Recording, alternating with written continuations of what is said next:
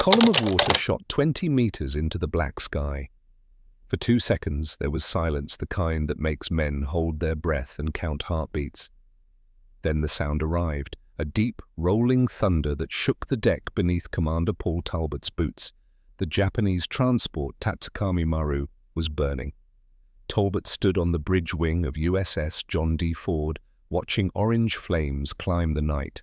Around him, Balikpapan Bay stretched wide and dark, filled with 16 Japanese transport ships, 4 Japanese destroyers somewhere in the darkness, and Talbot had just put torpedoes into 3 of those transports with 4 American destroyers that the Navy had wanted to scrap.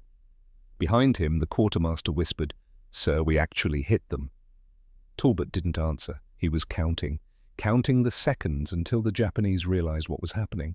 Counting the time they had left before those modern Japanese destroyers turned around and came hunting. His executive officer appeared at his elbow. "Orders, sir." Talbot kept his eyes on the burning ships. "Attack again." This is the story of how a commander rejected by his superiors found a new way to fight and proved them wrong. January 1942. Every rule of naval warfare said that destroyers never attack a convoy escort at night alone. Too dangerous, too reckless. But Paul Talbot didn't believe in rules written for better ships than his, and for 4 hours, on a dark night in the Pacific, he rewrote those rules with fire. Paul Talbot was 35 years old when the war found him. He was born in Knoxville, Tennessee, in 1907, the son of a carpenter who built homes for people who could barely afford them. His father taught him that good work matters more than good connections. The lesson stuck. He entered the Naval Academy in 1925. Not because his family had Navy tradition they didn't. Not because he knew admirals or senators he didn't. He entered because he scored high enough on the entrance exam that they couldn't say no. 4 years at Annapolis. He graduated in 1929, ranked in the middle of his class. Not brilliant enough to catch attention, not poor enough to wash out, just competent, just solid. They assigned him to destroyers. He stayed there. 12 years on small, fast ships that the battleship admirals considered beneath notice. He learned the way destroyers move in heavy seas. He learned how their thin hulls flex and groan under strain. He learned that speed matters more than armor when you're outgunned. He also learned that the Navy saves its best ships for officers with the right last names. Talbot wasn't one of them. No senator father, no admiral uncle, just the son of a Tennessee carpenter who happened to wear the uniform. By December 1941, he was a full commander. Competent, reliable, forgettable. Then Pearl Harbor burned, and suddenly the Navy needed every officer they had. 3 weeks later, they gave Talbot 4 ships: USS John D. Ford, USS Pope, USS Parrott, USS Paul Jones, 4 stackers, that's what sailors called them, 4 tall funnels rising from narrow hulls, built in 1919 for the First World War. 23 years old in a war that demanded modern steel and radar and fire control computers. They had none of those things. They had thin hulls that leaked in rough seas. They had worn-out steam turbines that screamed when pushed past 30 knots. They had Mark 8 torpedoes that sometimes ran deep, sometimes ran crooked, and sometimes didn't run at all. Other destroyer captains looked at Talbot's squadron and called them floating scrapyards. Talbot looked at them and saw 4 ships that could still make 32 knots if you knew how to coax the engines. 4 ships with 8 torpedoes each. 4 ships with crews that wanted to fight. He took command on December 20th, 1941. The water around Manila was already thick with oil from ships the Japanese had sunk. The sky was dark with smoke. The war was 7 weeks old, and the United States was losing everywhere. The Japanese had taken the Philippines in 3 days. They took Malaya in 2 weeks. Singapore fell. The Dutch East Indies were falling. Every morning brought reports of new defeats, new retreats, new disasters. In Washington, the admirals looked at maps and tried to figure out where to make a stand. In Manila, Admiral Thomas Hart looked at his remaining ships and knew he didn't have enough. Hart was 64 years old. He'd spent 46 years in the Navy. He believed in doctrine the way other men believe in scripture. Doctrine said destroyers escort larger ships.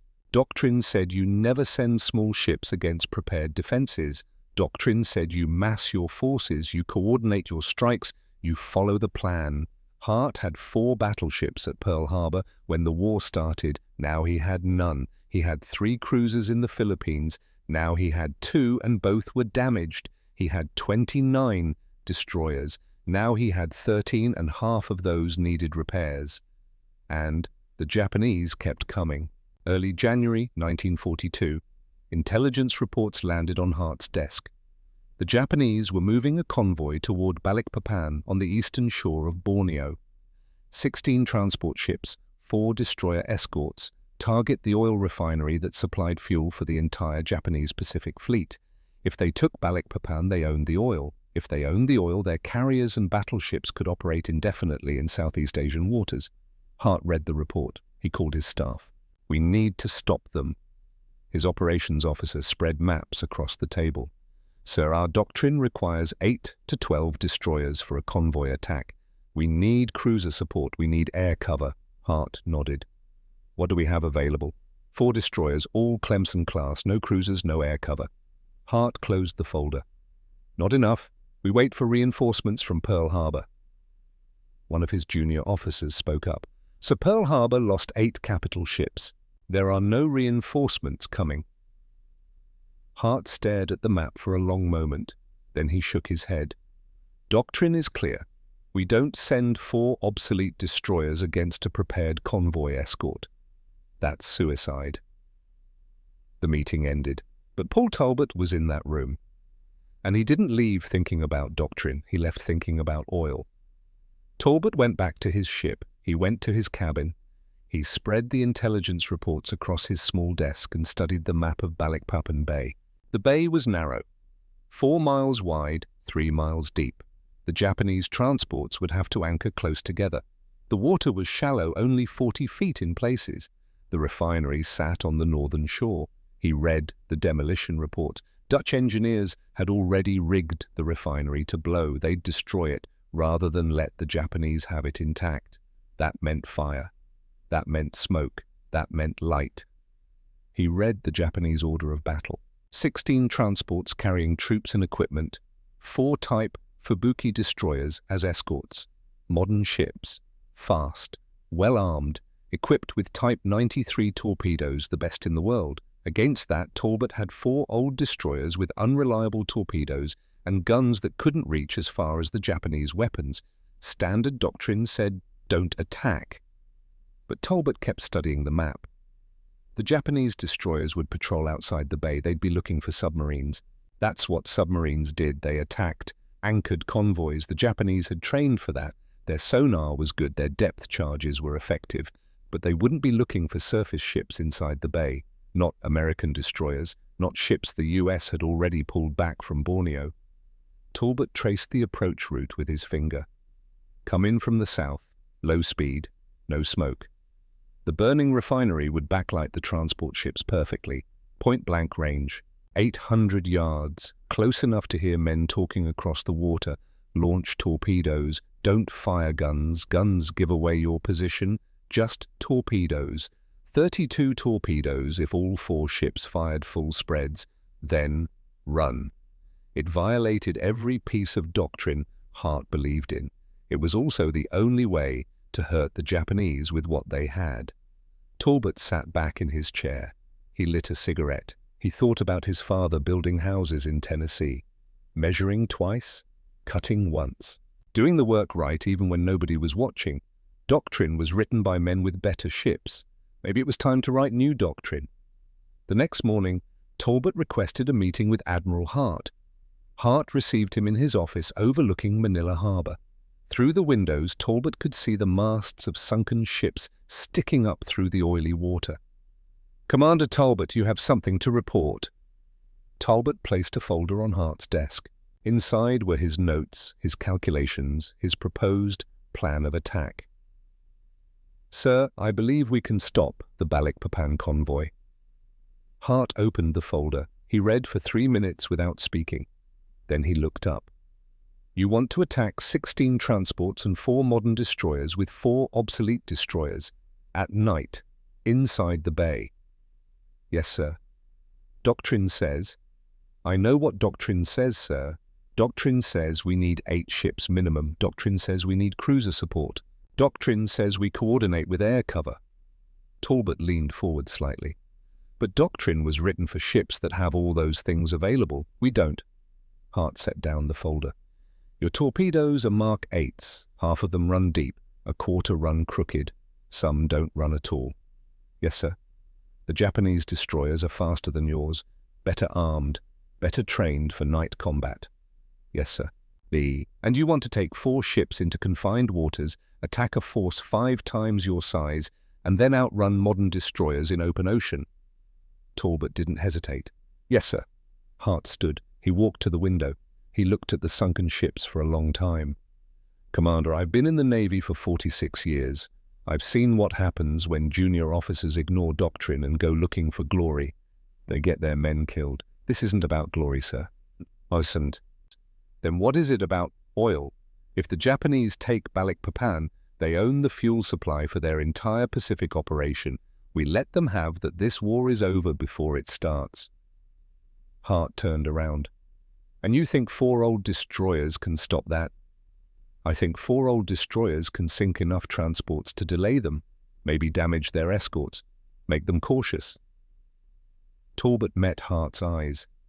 I think it's the only chance we have with what we've got. Hart walked back to his desk. He picked up the folder again. He read through Talbot's plan one more time. When he finished, he closed it and pushed it back across the desk. No. Sir. No, Commander. I will not send 4 ships on a suicide mission because we don't have enough forces to do the job properly. We wait for reinforcements. There are no reinforcements coming. Then we wait for a better opportunity. Talbot stood. Permission to speak freely, sir. Hart nodded. There is no better opportunity. The Japanese are winning everywhere because we keep waiting for the right moment, the right forces, the right conditions. While we wait, they take everything we needed to hold.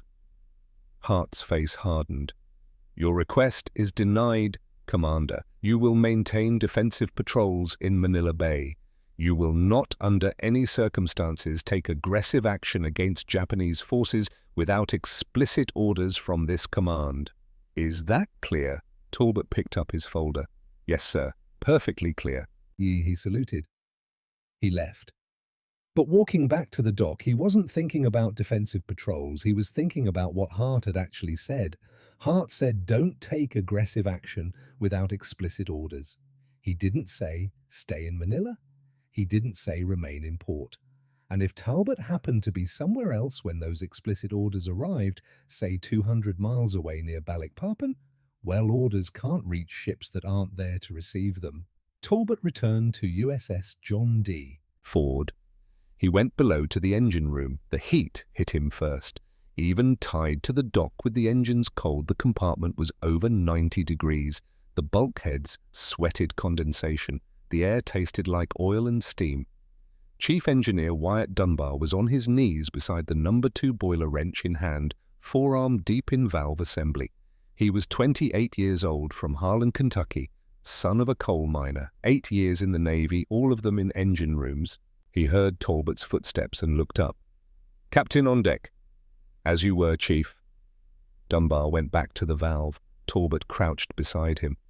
How are my engines? Honest answer, sir. Always.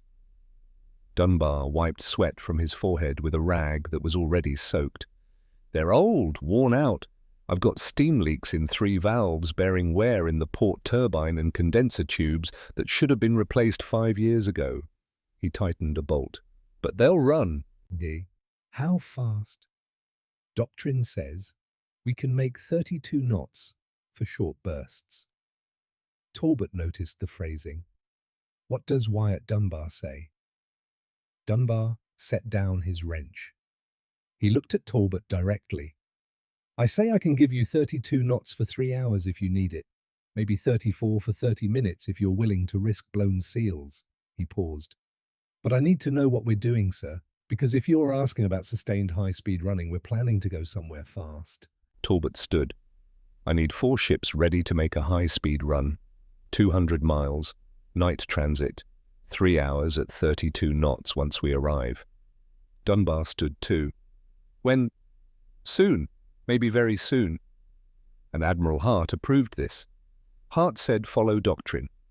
Dunbar understood immediately. He'd spent 8 years in the Navy. He knew the difference between following doctrine and following orders. I'll need 2 days, new valve packings, fresh bearing oil. I want to pull and inspect every torpedo tube mechanism. You have 1 day. Sir? 1 day, Chief. And I need you to train your crew to run at dangerous steam pressure, because where we're going slow means dead. Dunbar picked up his wrench again. Aye, sir, 1 day. Talbot started to leave, then stopped. Chief, have you ever wondered why we follow doctrine? Dunbar looked up from his work. Because smarter people than us wrote it based on what works, sir. And if those smarter people wrote it for ships better than ours? Dunbar thought about that. Then he smiled just a little. Then I guess we write new doctrine. I guess we do. That evening, Talbot called a meeting. Not in Admiral Hart's headquarters, not in any official building. In the wardroom of USS John D. Ford with the door closed and no one else present. 3 men arrived. The captains of USS Pope, USS Parrott, and USS Paul Jones, lieutenant commanders, all of them, all commanding 4-stack destroyers, all wondering why Talbot had called them here after dark. Talbot spread a map on the table. Gentlemen, I'm going to violate Admiral Hart's explicit instructions. If you want no part of this, leave now. No questions, no consequences. Nobody moved. Talbot pointed to Balikpapan on the map. Intelligence confirms the Japanese will attack here on January 24th. 16 transports, 4 destroyer escorts. Our orders are to remain on defensive patrol in Manila. He looked at each man in turn. I'm not going to follow those orders. The captain of USS Pope leaned forward. You're planning to attack. I'm planning to intercept. If we happen to encounter enemy forces while conducting a navigation exercise in international waters, well, doctrine says we defend ourselves. The captain of USS Parrott smiled. That's creative interpretation of our patrol orders, sir. It's the only interpretation that lets us hit them before they take the oil field. The captain of USS Paul Jones studied the map. Hart will have your command for this. Probably. Maybe your commission. Maybe. So why do it? Talbot looked at the map, at the narrow bay, at the shallow water, at the refinery that would burn. Because if we don't, the Japanese own the Pacific. They fuel their fleet indefinitely. They operate at will. We spend the next 3 years fighting backwards from Australia. He met their eyes. And because we have 4 ships that can still fight, that's 4 more than we'll have if we wait for permission that's never coming. Silence in the wardroom, outside Manila Harbor, lapped against the hull. Finally, the captain of USS Pope spoke. What's the plan? For the next 18 hours, they prepared. Wyatt Dunbar and his engineering crew worked through the night. They replaced 8 valve packings. They cleaned and calibrated steam regulators. They pulled the reduction gear on the port turbine, found worn bearings, and replaced them with parts scavenged from a destroyer being scrapped for metal. At 0300, Dunbar tested the engines at full power. The old turbines screamed. Steam pressure climbed into the red zone. The deck plates vibrated, but they held.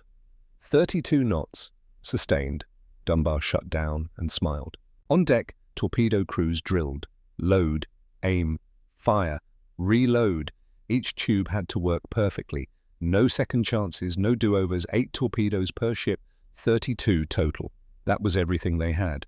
The Mark 8 torpedo was 14 feet long and weighed 1,500 pounds.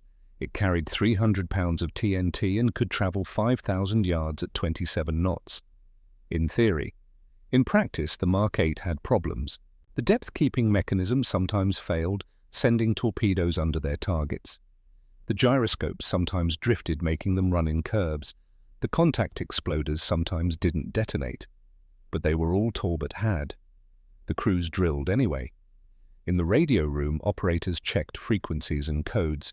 They practiced sending messages in short bursts, quick transmissions that would be hard to intercept or locate. In the galley, cooks prepared extra rations. If they were going to run for 8 hours straight, the crew needed food they could eat at their stations.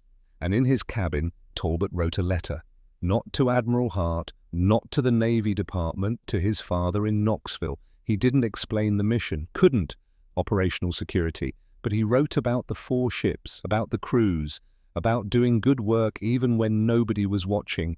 He sealed the envelope. He left it on his desk with instructions to mail it if he didn't return. Then he went topside and watched the sun set over Manila. January 23rd, 1942, 1400 hours. Intelligence confirmed Japanese convoy departed Jolo Island heading northeast. Estimated arrival Balikpapan 0200, January 24th. Talbot called his officers to the bridge. We depart at 1800. Radio silence from departure until I say otherwise. No lights, no smoking on deck. We run at 25 knots until we're 200 miles from Manila, then we cut to 15 knots for the approach. His executive officer checked the charts. That puts us at Balikpapan at 0200, same time as the Japanese. Exactly. Sir, if Admiral Hart finds out we left port, he'll find out when we're already there. By then it'll be too late to order us back. The XO understood. Talbot wasn't just disobeying Hart's instructions. He was making it impossible for Hart to stop him without abandoning the mission entirely. It's insubordination, sir. It's initiative. Hart might court-martial you. Talbot looked at the chart, at the 200 miles between Manila and Balikpapan, at the narrow bay where 16 Japanese transports would anchor. If we sink Japanese ships, Hart can court-martial me afterward. I'll be fine with that. 1500 hours. Wyatt Dunbar reported all 4 ships ready for extended high-speed operations. 1600 hours. Torpedo crews reported all tubes loaded and mechanisms tested. 1700 hours. Talbot assembled the crew on deck. 250 men, most of them under 25. Most of them had never fired a weapon at an enemy ship. They stood in loose formation looking up at their captain. Talbot didn't give them a speech about duty, didn't talk about glory or honor or the flag. He told them the truth. We're going to attack a Japanese convoy. Tonight. The odds are bad. The ships are better than ours, but we're going anyway because someone has to. He paused. Some of you won't come back. I can't promise otherwise. What I can promise is this: if we do our jobs right, we'll hurt them, we'll make them cautious, we'll prove American destroyers can still bite. He looked across their faces.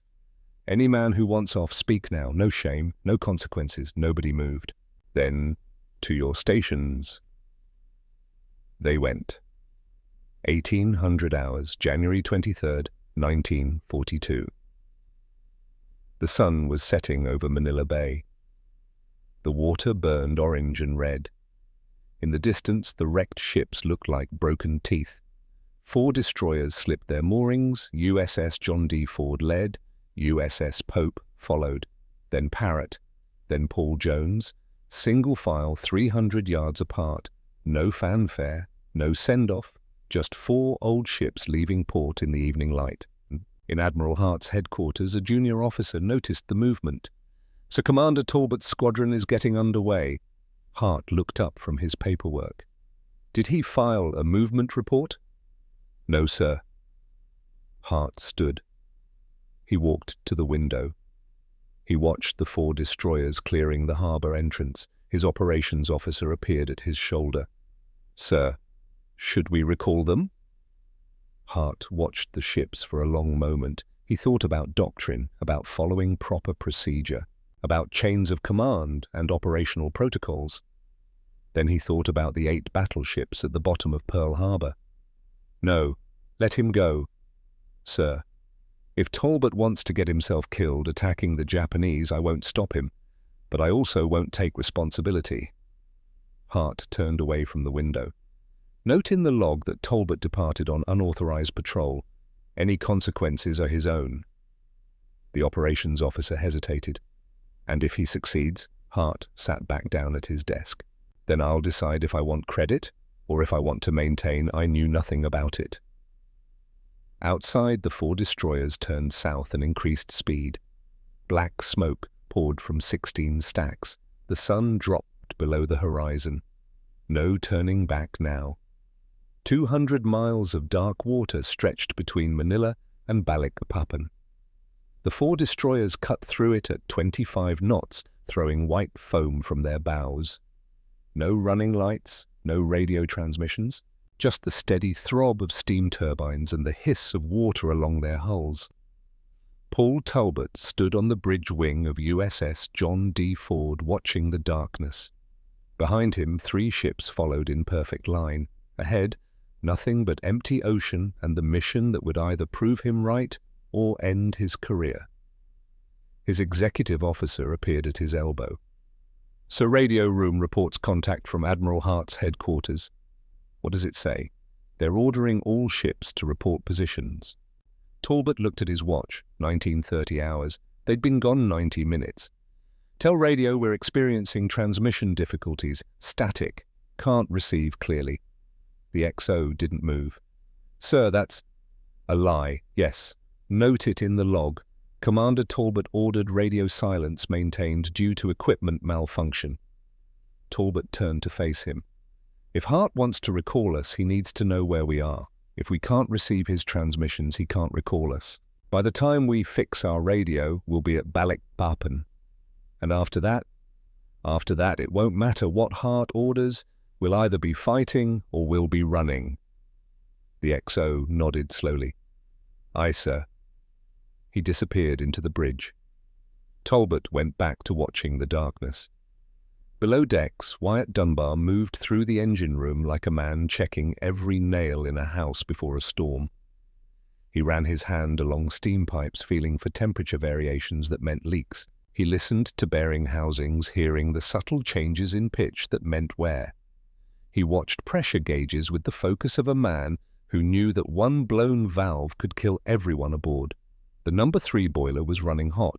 Not dangerous yet, but close. Dunbar made a note. If they had to run at full speed, that boiler would be the weak point. One of his junior engineers approached. "Chief Crew's asking questions. Where we headed?" Dunbar adjusted a valve a quarter turn. "We're headed where the captain says we're headed. They're saying we're going after the Japanese convoy at Balikpapan. Then they should mind their own business and tend their stations." The young engineer hesitated. "Chief, is it true 4 ships against 16 transports and 4 escorts?" Dunbar straightened up. He looked at the kid, couldn't be more than 20 years old. Farm boy, probably. Joined the Navy to see the world and ended up in the hottest, loudest, most dangerous space on an obsolete destroyer heading into a night attack. "You scared?" "Yes, Chief." "Good. Scared keeps you sharp." Dunbar picked up his wrench. "Now check the feed water temperature on boiler 2 and stop asking questions you don't need answered." The kid went. Dunbar went back to his instruments. 32 knots for 3 hours. That's what Talbot needed. That's what Dunbar would give him, even if it meant running these engines past their designed limits. Even if it meant some of them might not make it home. 2,100 hours, 100 miles from Manila, 100 miles from Balikpapan. The sea was calm, the sky was black. No moon, just stars scattered across the dome of heaven like salt spilled on a dark table. In the wardroom, the officers of USS John D. Ford gathered for a final briefing. Talbot spread the map on the table. Intelligence photos, Dutch reconnaissance, everything they had on Balikpapan Bay. "The Dutch will blow the refinery at approximately 21:30. That gives them time to evacuate and us time to arrive." He pointed to the bay entrance. "We enter here. Single file, 15 knots. No wakes. The burning refinery will provide backlighting. We'll see the transport ships silhouetted against the flames." His weapons officer studied the approach. "Range to targets?" 800 yards. "Point blank?" "Sir, at 800 yards if they spot us." "They won't. They'll be watching for submarines outside the bay. They'll be looking at their sonar. They won't expect surface ships to come straight through the front door." The gunnery officer leaned forward. "Do we fire guns?" "No. Guns give away our position with muzzle flash. Torpedoes only. Each ship fires full spread 8 fish. We'll put 32 torpedoes in the water before they know we're there." His XO traced the escape route. "After we fire, we run south at maximum speed. If they chase, we lead them into Makassar Strait. If they don't, we circle back for a second attack." Silence around the table. They understood what Talbot was proposing. Not a hit and run, not a single strike. He wanted to attack, escape, and attack again. The weapons officer spoke carefully. "Sir, if we fire all our torpedoes in the first attack, we have nothing left for a second run. Then we use guns. Close range, rapid fire, whatever it takes to sink more ships." "That's doctrine violation, I know. Add it to the list." The XO checked his watch. "Sir, we're at the point of no return. If we turn back now, we can claim navigation error, equipment malfunction. But if we go through with this..." Talbot rolled up the map. "Gentlemen, I'm going through with this. Each of you commands your own ship. Each of you can turn back right now. I will note in my report that you acted on your own judgment, and I will take full responsibility for my actions alone." He looked at each man. "So, are you with me?" The captain of USS Pope stood. "I'm in." The captain of USS Parrot stood. "I'm in." The captain of USS Paul Jones stood. "I'm in." Talbot nodded. "Then to your ships. Maintain radio silence. Follow my movements, and trust that we're about to do something the Japanese won't forget." They saluted. They left. Talbot walked out to the bridge wing. The 3 other destroyers were still there, 3 dark shapes moving through darker water. He raised his binoculars. On each ship he could see officers moving to their stations, crews preparing for battle. His XO appeared. "Sir, radar reports contact, bearing 045, range 70 miles. Japanese convoy. Has to be." Talbot checked his watch. 2200 hours. Everything was converging. The Japanese heading northeast. The 4 American destroyers heading northwest. Both forces racing toward the same point in the darkness. "Reduce speed to 15 knots. Rig for silent running. I want minimum smoke, minimum wake. We go in quiet." "Aye, sir." Below Dunbar received the order and reduced steam pressure. The turbines spun down. The vibration in the deck plates eased. The 4 stackers weren't built for stealth, but at 15 knots with careful throttle control, they could move through calm water without throwing much wake. It would have to be enough. 23-30 hours. 50 miles from Balikpapan. The radio operator handed Talbot a decoded message from Dutch intelligence. "Sir, the refinery demolition is complete. Fires burning. Visible for 20 miles. Talbot nodded. Everything was proceeding exactly as planned. The Dutch destroy their own facility rather than let the Japanese have it.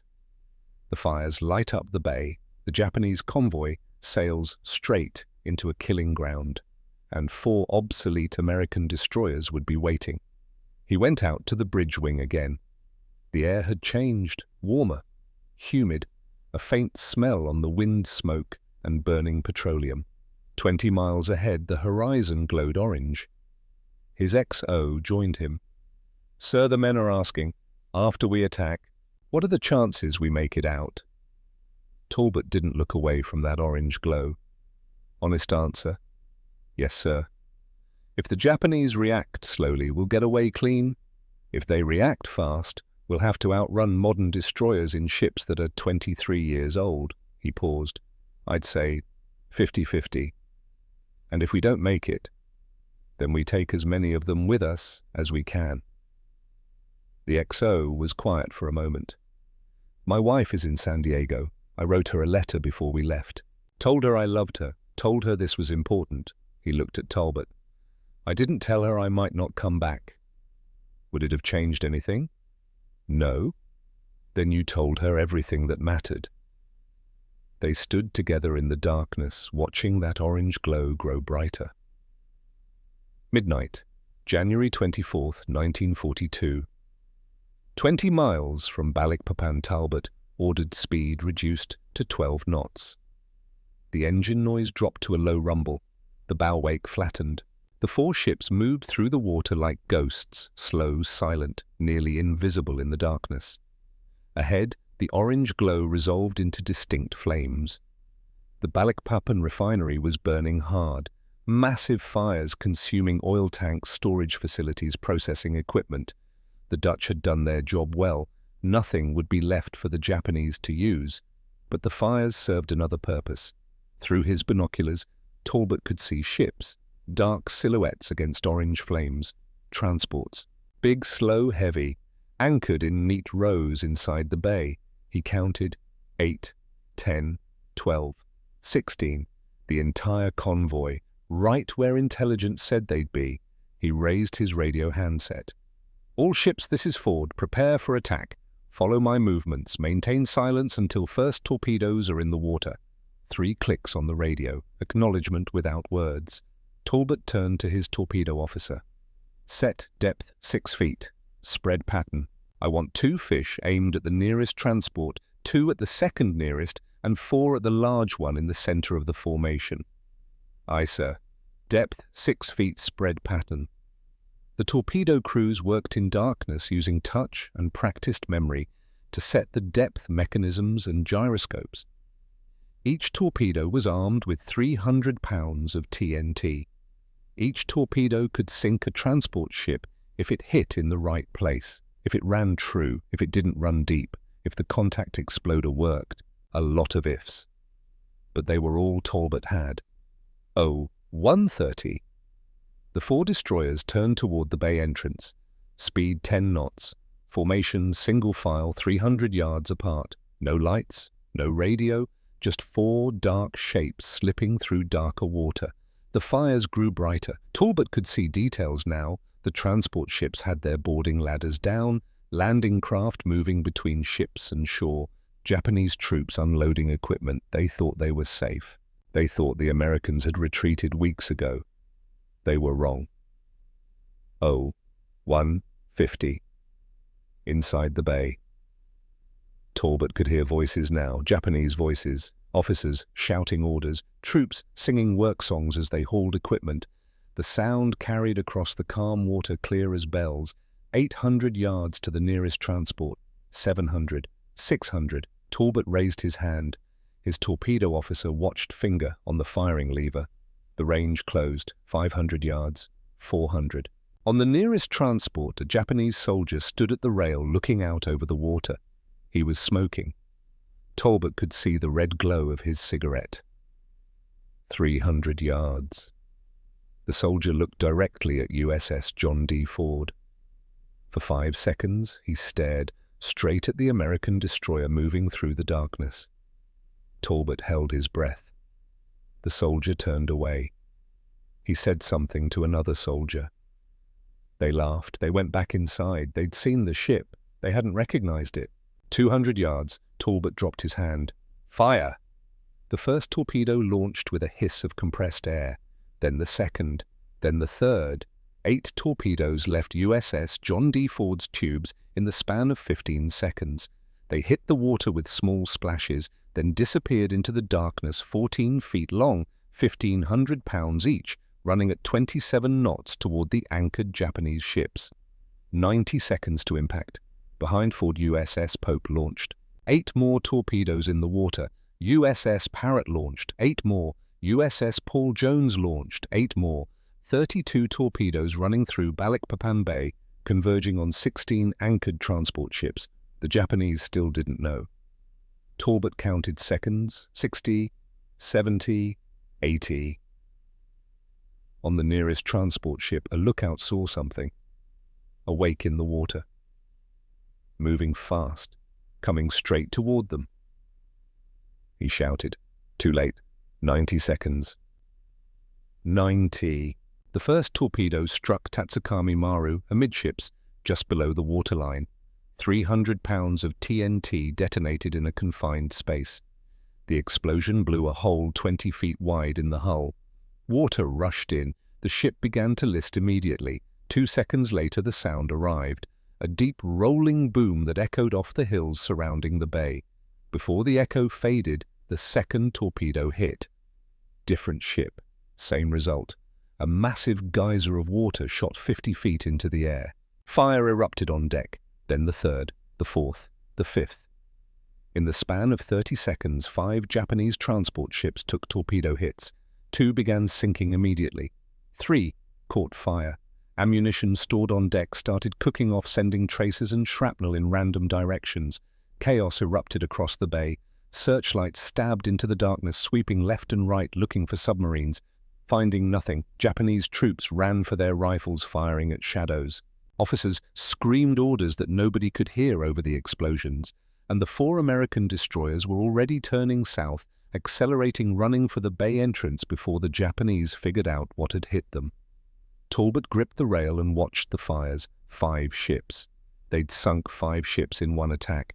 More damage than the US Navy had inflicted on Japan since Pearl Harbor. His XO was beside him, voice tight with excitement. "Sir, we did it. We actually did it." "We're not done yet." "Sir," Talbot turned to his helmsman. "Come left to 270, speed 15 knots. We're going back in." The XO stared. "Sir, we've fired all our torpedoes." "Then we use guns. 5 ships isn't enough. I want 10. "Sir, if they spot us." "They already spotted us. They just haven't figured out what we are yet, so we hit them again before they do." The helmsman hesitated, looking at the XO. The XO looked at Talbot. Talbot's voice was calm, certain. "Execute my orders." "Aye, sir. Come left to 270. USS John D. Ford turned. Behind it, USS Pope, Parrott, and Paul Jones turned. 4 destroyers that should have been running for their lives instead turned back toward the burning bay. Toward 16 Japanese transport ships. Toward 4 Japanese destroyer escorts that were even now starting to realize they weren't under submarine attack. On the Japanese destroyer Asashio, the commanding officer ran onto the bridge, still pulling on his uniform jacket. He'd been asleep when the explosions woke him. Now he stood, staring at the chaos in the bay. 5 transports burning or sinking, troops in the water, landing craft circling aimlessly, searchlights sweeping everywhere and finding nothing. "Report." His operations officer was bent over the chart table. "Sir, we're under attack. Multiple torpedo impacts. We believe submarines." "How many are?" "Unknown. At least 2, maybe 3. The captain grabbed his binoculars and scanned the bay. Submarines. It had to be submarines. American submarines were active in these waters. They attacked at night. They used torpedoes. But something bothered him. If they're submarines, why haven't our sonar operators detected them? "Sir, the water is shallow, lots of temperature layers, difficult sonar conditions." "And the torpedo wakes. Anyone see torpedo wakes?" His XO checked the reports. Multiple lookouts reported wakes coming from the south. The captain looked south. The bay entrance, open water, where his destroyers should have been patrolling, where they weren't because he'd sent them east to search for submarines. "Recall our destroyers. Get them back inside the bay. If there are submarines out there, I want them sunk." "Aye, sir." The operations officer sent the recall signal. The 4 Japanese destroyers spread across a 10-mile search pattern, began turning back toward Balikpapan, and while they turned, 4 American destroyers slipped back into the bay from the south.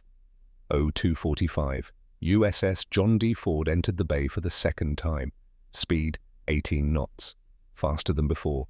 Guns manned and ready. Talbot could see the burning transports clearly now. The fires lit up the entire bay. Shadows danced across the water. Smoke rolled across the surface in thick, oily clouds. Perfect cover. He raised his radio handset.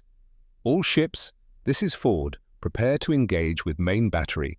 Target the transports that aren't already burning. Rapid fire. Don't stop until I give the order." 3 clicks. The 4 destroyers spread out into a line abreast formation. 4 old ships with their 4-inch guns elevated and loaded. Not much punch compared to destroyer guns on modern ships. But at point-blank range, 4-inch shells could do damage. Talbot waited until they were 600 yards from the nearest intact transport. "All ships, commence firing." The night exploded with muzzle flashes. USS John D. Ford's forward guns opened up 4-inch shells arcing across the dark water, slamming into the side of a transport ship. The shells punched through the thin hull plating, and exploded inside, starting fires, killing men, destroying equipment. USS Pope fired. USS Parrot fired. USS Paul Jones fired. 16 4-inch guns hammering at anchored transport ships that couldn't fight back, couldn't maneuver, couldn't do anything but burn. On the transport's pandemonium, Japanese officers tried to organize return fire with rifles and machine guns. It was useless. The American destroyers were too far away, moving too fast, firing too accurately.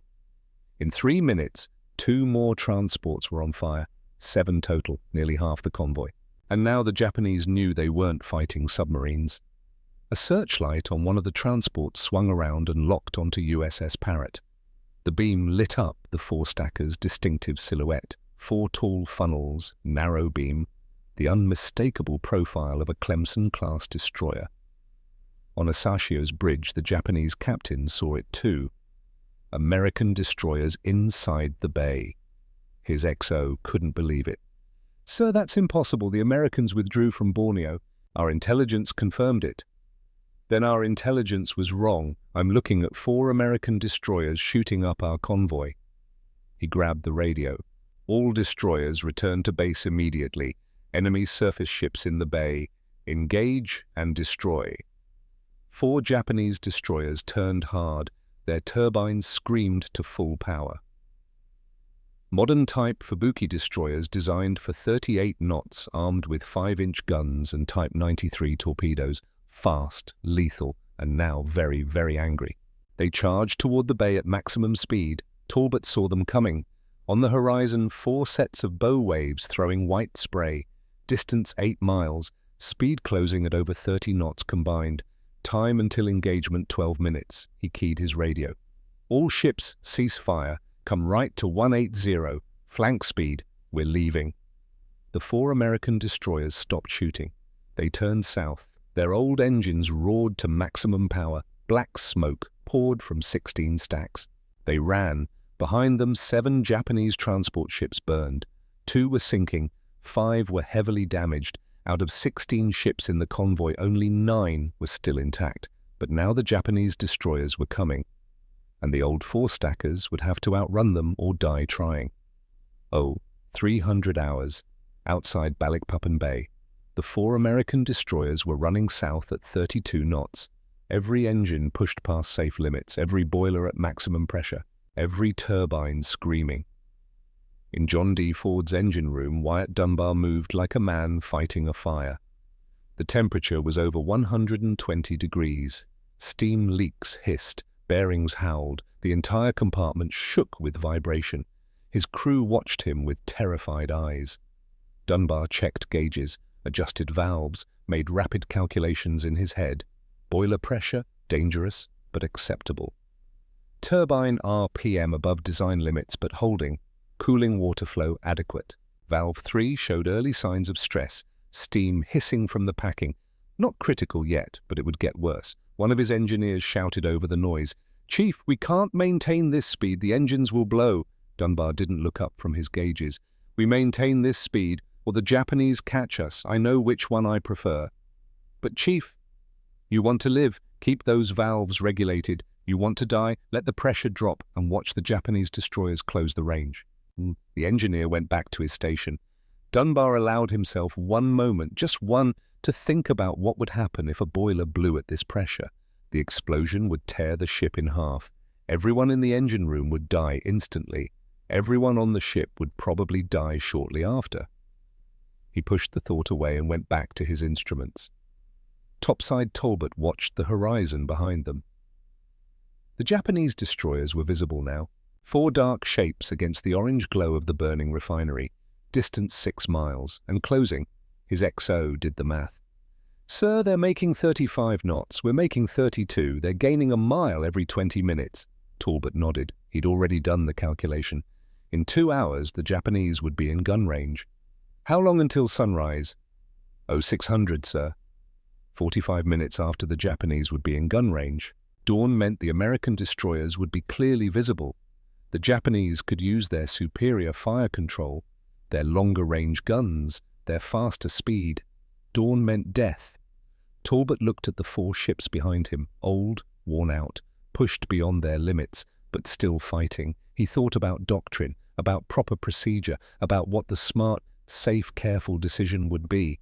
Then he thought about his father, building houses in Tennessee, doing the work even when it was hard, even when nobody was watching. He picked up the intercom handset. "Engineering bridge, this is the captain." Dunbar's voice came back, nearly drowned out by engine noise. "Bridge engineering, go ahead, sir." "Chief, I need more speed." "Sir, we're already past red line." "I know, I need more anyway." Silence on the line, just the roar of turbines and the hiss of steam. Then Dunbar's voice, calm and certain. "Give me 10 minutes, sir." "You have 5. Talbot hung up. Below, Dunbar looked at his gauges, at the pressure readings already in the danger zone, at the temperature indicators showing heat levels that shouldn't be sustained. He made his decision. "All hands listen up. We're going to bypass the number 3 pressure regulator. We're going to run boilers 2 and 4 at 110%, and we're going to pray the valves hold." His second engineer stared. "Chief, that's suicide." "No, suicide is letting the Japanese catch us." Dunbar grabbed a wrench. "Now help me or get out of my engine room." The engineer grabbed a wrench. 5 minutes later, USS John D. Ford accelerated to 34 knots. The other 3 destroyers matched her speed. The Japanese destroyers were still faster, but the gap stopped closing quite so quickly. Dawn came slowly to Makassar Strait. First, a thin grey line appeared on the eastern horizon. Then the black water turned to dark blue. Then the sky lightened from charcoal to slate. By 0600, the sun would break the horizon and the 4 American destroyers would be fully visible to the Japanese ships hunting them. Paul Talbot stood on the bridge wing of USS John D. Ford, watching that grey line grow brighter. Behind him, 6 miles back, 4 Japanese destroyers maintained their pursuit. They'd been chasing for 3 hours. 3 hours of maximum speed. 3 hours of worn-out engines screaming past their design limits. 3 hours of running for their lives. His executive officer appeared with coffee, hot, black, probably the last hot coffee they'd get for a while. "Sir, range to enemy." "Still 6 miles. We're holding the gap, but barely." The XO looked at the lightening sky. "Dawn in 30 minutes. "I know. Once they can see us clearly, they'll start shooting." Talbot sipped his coffee. It was bitter and strong and exactly what he needed. "How much ammunition do we have left?" 4-inch shells, maybe 60 rounds per gun.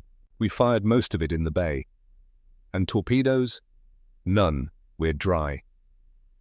So, when the Japanese opened fire, the 4 American destroyers could shoot back with whatever shells remained, maybe delay the inevitable for a few minutes.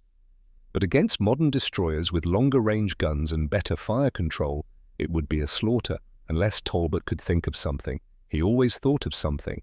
The problem was speed. The Japanese destroyers were faster. Not by much, maybe 3 knots, but enough. In a straight race across open ocean, they'd eventually close the distance and start landing shells. Talbot couldn't change his ship's maximum speed. The engines were already pushed past safe limits.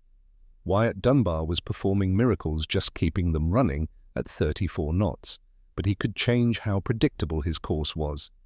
He turned to his helmsman. "In 5 minutes, I'm going to order a turn. Hard right, 90 degrees. Then 3 minutes later, hard left, 90 degrees back to base course. Then we repeat every 6 minutes." The helmsman looked uncertain. "Sir, zigzagging will reduce our effective speed. They'll close the distance faster."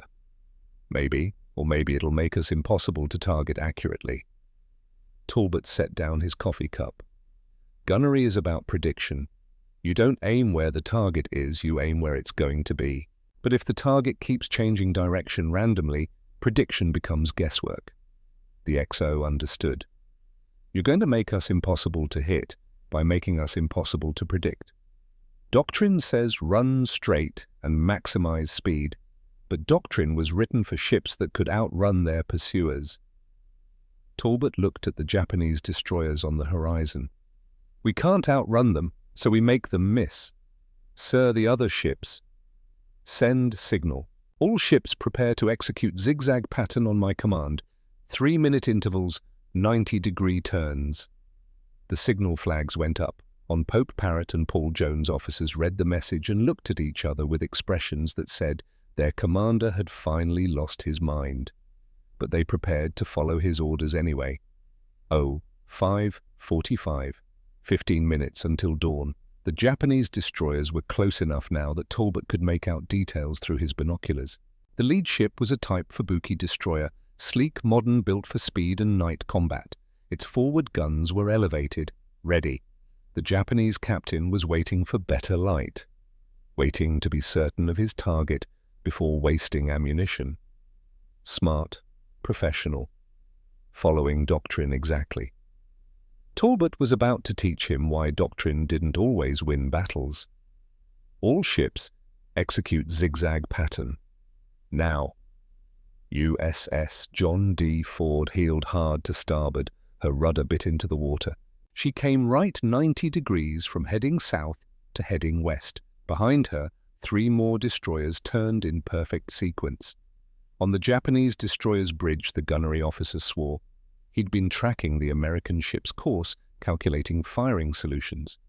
Now the targets had turned 90 degrees off their predicted heading. He started calculating again. 3 minutes later, the American ships turned back 90 degrees to port, south again. The Japanese gunnery officer's calculations became worthless, and before he could compensate, the Americans turned again. Right, then left, then right, every 3 minutes like clockwork. The Japanese captain watched this performance with growing anger. He understood exactly what the American commander was doing, making himself unpredictable, making gunnery solutions impossible. It was clever. It was also a violation of every doctrine the Japanese captain knew. A ship running for its life should run straight and fast, not waste time and distance on evasive maneuvers, but doctrine assumed both sides had equal capabilities. These Americans clearly didn't. The Japanese captain made a decision. Increase speed to maximum, close the range faster. Once we're at 3 miles open fire regardless of visibility, his engineering officer protested. Sir, we've been at high speed for 3 hours. If we push harder, we risk engine damage. And if we don't push harder, these Americans escape. Increase speed. The 4 Japanese destroyers accelerated to 38 knots. 600 hours. The sun broke the eastern horizon. Golden light flooded across Makassar Strait. The water turned from dark blue to brilliant turquoise, and the 4 American destroyers became crystal-clear targets, their 4 stacks silhouetted against the western sky. Distance 5 miles on USS John D. On. Ford Talbot watched the Japanese ships accelerate. He could see their bow waves growing higher as they pushed to maximum speed. 4 modern destroyers against 4 obsolete ones. The chase was entering its final phase. His XO pointed to the horizon ahead. Sir, if we maintain course, we'll be in Allied-controlled waters in 90 minutes. The Japanese know that too. That's why they're pushing so hard now. Can we hold them off for 90 minutes? Talbot did the math. 5 miles separation. Japanese gaining maybe a mile every 30 minutes at their increased speed.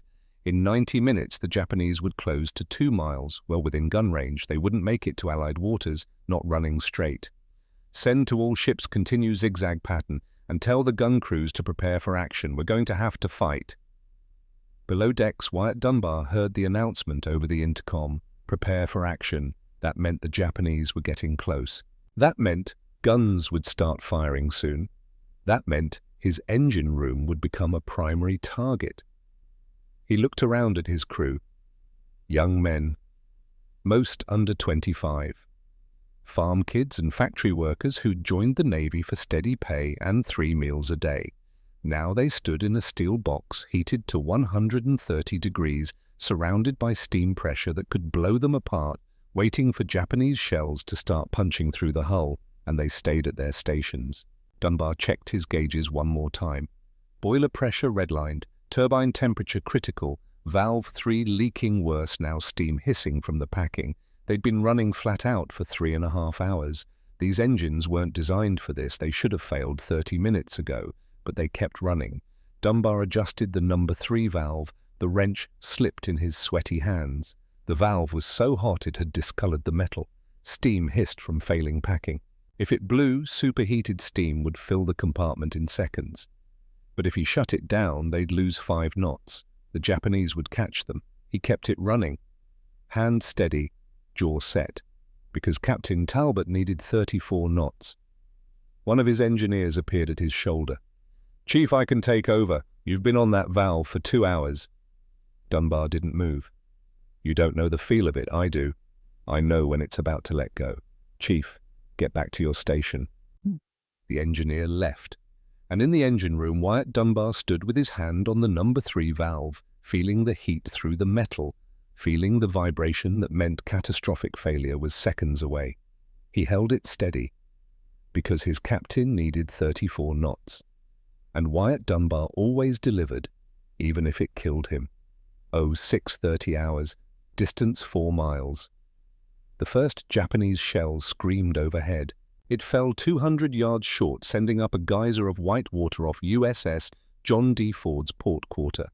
The sound arrived a second later, a sharp crack, followed by a rumbling boom.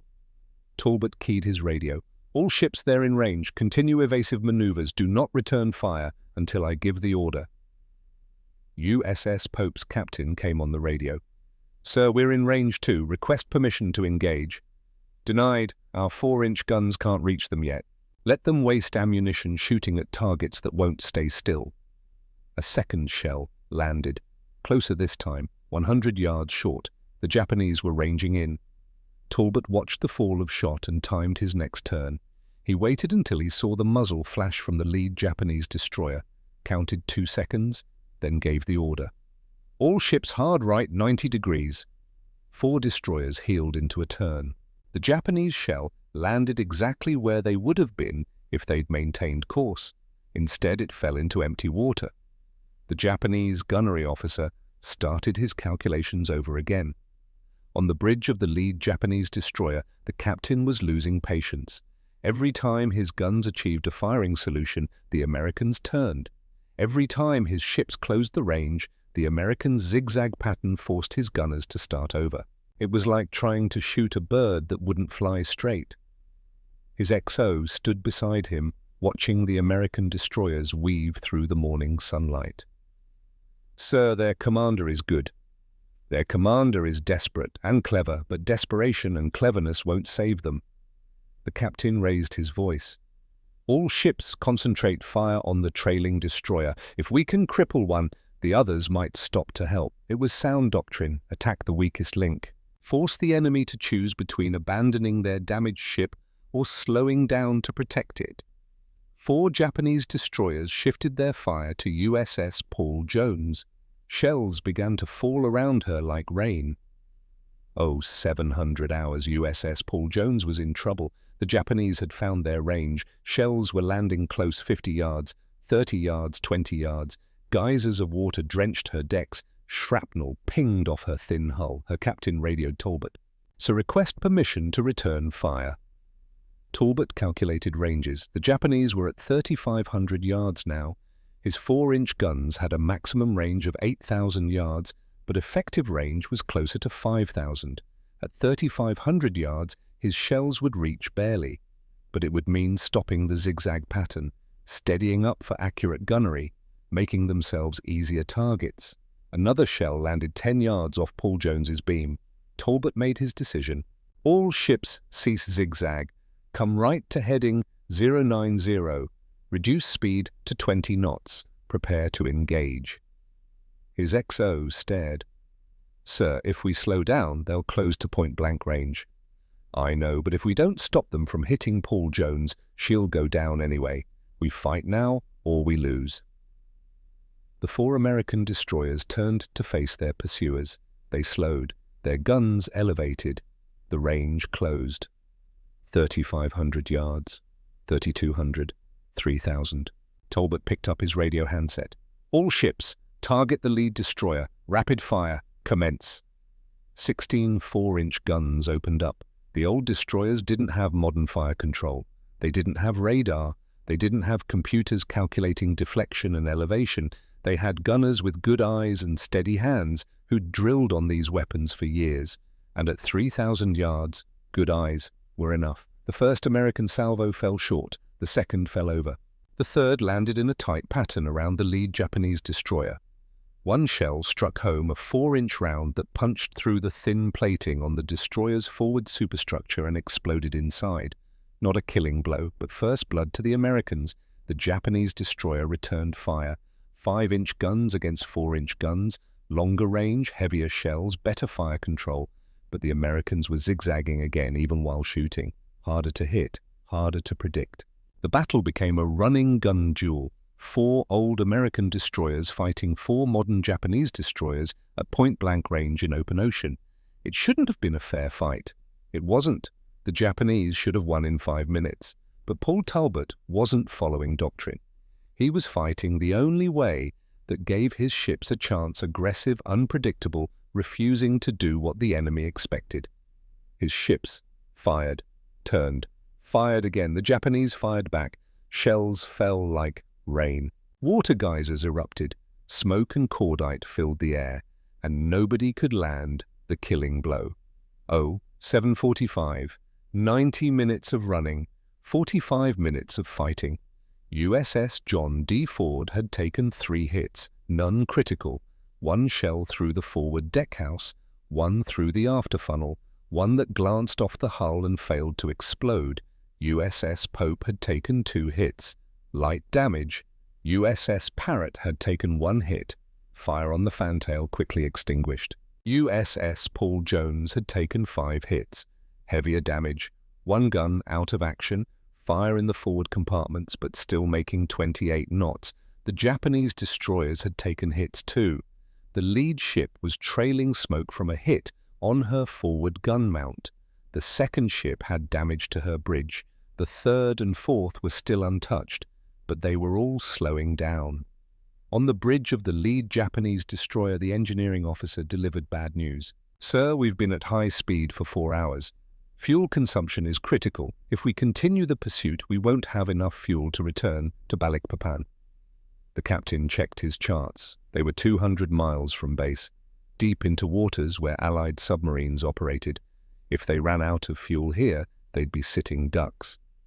He looked at the 4 American destroyers, still fighting, still running, battered but not beaten. He'd never seen anything like it. Old ships that should have been scrapped, fighting like they were brand new. A commander who broke every rule and somehow made it work. It was frustrating, infuriating, and though he would never admit it, impressive. He made his decision. "All ships cease fire, reduce speed. We're breaking off the pursuit." His XO protested.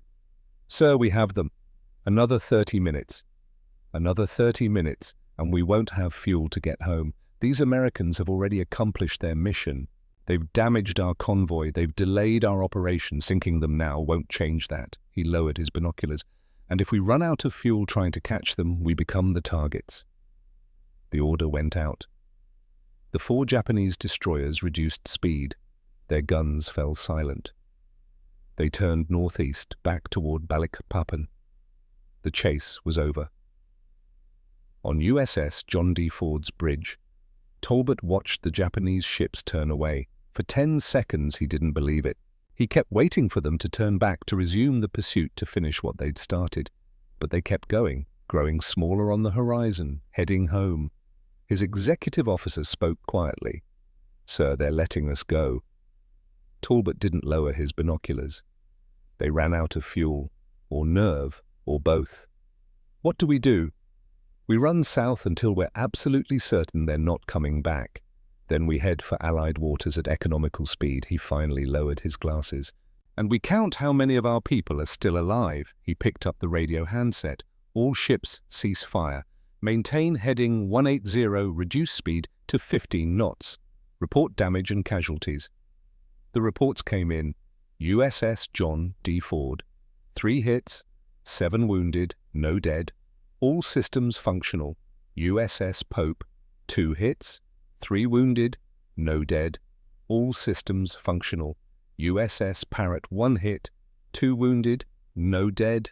Minor fire damage under control.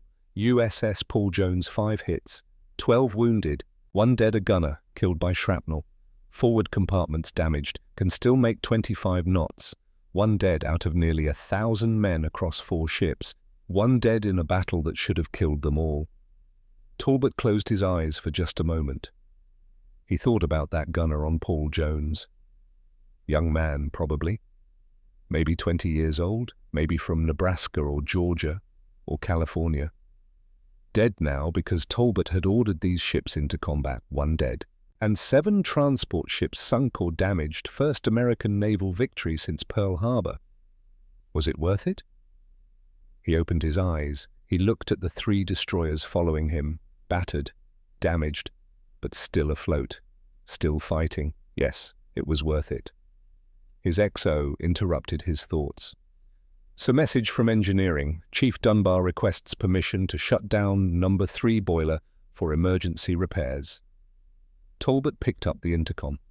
Chief, this is the captain. Status. Wyatt Dunbar's voice came back hoarse and exhausted. Sir, valve 3 is completely shot. I've been holding it manually for the last 2 hours. I need to shut down the boiler and replace the valve or it's going to blow. How long were you going to hold it? As long as you needed me to, sir. Talbot felt something tighten in his chest. This man had stood in a 130-degree engine room with his hand on a failing valve for 2 hours, knowing it could explode, knowing he'd die instantly if it did, and he'd held it because his captain needed 34 knots. Permission granted, Chief. Shut down No. 3 boiler. And Chief... Sir, well done. Thank you, sir. Talbot hung up the intercom. He walked out to the bridge wing. The sun was fully up now. The sky was brilliant blue. The water sparkled. Behind him, the Japanese destroyers were gone. Ahead, Allied waters and safety. They'd done it. 4 obsolete destroyers had attacked a Japanese invasion convoy, sunk or damaged 7 ships and escaped from 4 modern pursuers. They'd proven the Japanese Navy wasn't invincible. They'd proven that courage and aggression could offset inferior weapons. They'd proven that doctrine wasn't always right. And they'd done it with ships the Navy wanted to scrap and crews nobody thought could win. 9:30 hours, USS John D. Ford entered Allied waters east of Celebes. Talbot composed his message to Admiral Hart. Engage Japanese convoy, Balikpapan Bay, 24th of January. 7 transports sunk or damaged. 1 killed, 24 wounded. All ships operational, returning to base. Talbot. 30 minutes later, Hart's reply arrived. Well done. Return Manila immediately. Doctrine Committee wants to talk to you. Hart. Not a court-martial, an invitation. February 7th, 1942. Talbot stood in Hart's office. The Admiral read his after-action report, then looked up. You violated my direct orders. Yes, sir. And sank 7 Japanese ships with 4 destroyers I wanted to scrap. Yes, sir. Hart stood. I should court-martial you. Instead, I'm promoting you to Rear Admiral. You'll head a committee rewriting destroyer doctrine for this war. Talbot stared. Hart continued. You proved something important. Initiative matters more than equipment. Aggression offsets technological disadvantage. The rules we wrote don't always apply to the war we're fighting. He extended his hand. Teach others to do what you did. Congratulations, Admiral. Talbot shook his hand. I'll do my best, sir. The 4 destroyers fought throughout 1942. USS John D. Ford survived the Java Sea campaign, transferred to the Atlantic in 1943, and was scrapped in 1947. USS Pope fought at Java Sea. She was sunk March 1st, 1942, after a heroic running battle. Her crew fought to the end. USS Parrott was withdrawn June 1943 due to mechanical failures. Scrapped 1946. USS Paul Jones survived, served in the Atlantic 1943 to 1945, and was scrapped in 1946. None were preserved. Their hulls became scrap metal. Their names struck from the register. But their legacy lived on. Wyatt Dunbar served until 1945, earning commendations for engineering excellence. No medal existed for holding a failing valve for 2 hours while knowing it could explode any second. After the war, he returned to Harlan, Kentucky, back to the coal mines. He never spoke about Balikpapan, never mentioned the night he stood in a 130-degree engine room with his hand on a valve that could kill him. His children asked once about his Navy service. "I fixed engines," he said. He died in 1973, age 59, heart attack, underground in the mine, doing his job until the end. Paul Talbot became Rear Admiral Talbot. He commanded destroyer squadrons, trained officers in aggressive tactics, taught them doctrine is a guide, not a prison. He never lost another battle. After the war, he retired to Tennessee, built a house with his own hands the way his father taught him. He died in 1968, age 61, of cancer. His obituary mentioned his rank, his service. It didn't mention Balikpapan. Most people had forgotten.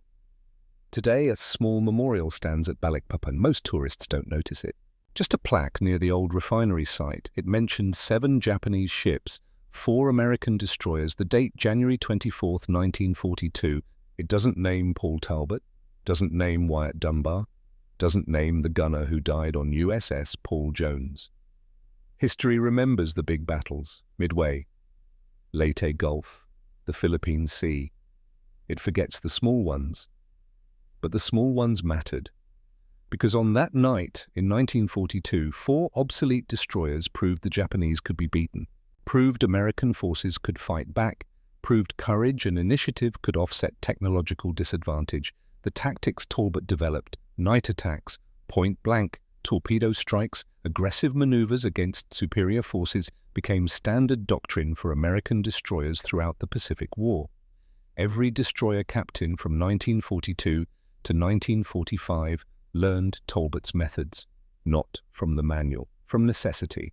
The Battle of Balikpapan was the first American naval victory of World War II. It came at the darkest moment when defeat seemed inevitable everywhere. It proved something simple but essential. Doctrine is written by men with the best ships, but wars are won by men who make the best use of whatever ships they have. Talbot understood that. Dunbar understood that. The crews of those 4 old destroyers understood that. They didn't have the best ships, but they had the best men. And one dark night in the Pacific, that was enough. The lesson stands today. In war, in work, in life, you rarely have everything you need. The equipment is worn, the resources are limited, the odds are against you. You can wait for better conditions, better equipment, better circumstances, or you can look at what you have and figure out how to use it better than anyone expects. Doctrine says, wait. Paul Talbot said, fight. In Balikpapan Bay, the fires burned, 7 ships destroyed, 1 convoy shattered, all because one commander decided the old rules didn't apply. Paul Talbot rewrote them, and the Navy never fought the same way again.